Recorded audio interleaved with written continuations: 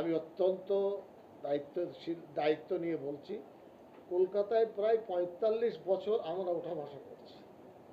নন্দীগ্রাম তো সেদিন সিপিএমের জামানায়ও সিপিএমের পুলিশ কিন্তু আমাদের উপর লাঠি চার্জ করে, এটা সত্য কথা।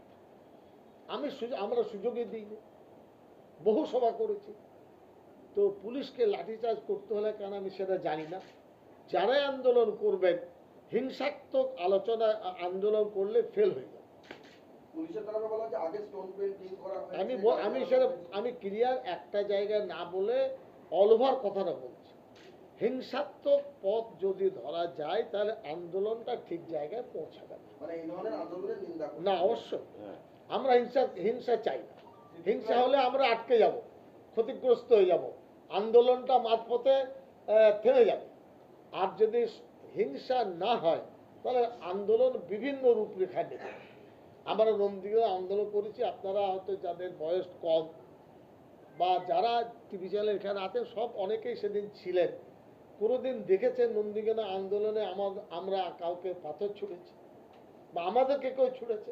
সিপিএমের বুকের উপর দিয়ে আন্দোলন করেছে। এটাই তো হলো জমিয়ত উলামার কেরিয়ার। অতএব কে কি করছেন, যারা করছেন বলবো শান্তিপূর্ণ আন্দোলন করুন, কারণ এই আন্দোলনটা দীর্ঘমেয়াদী করতে গেলে শান্তিপূর্ণ থাকতে হবে, এটা হলো মূল কথা। ঠিক আছে।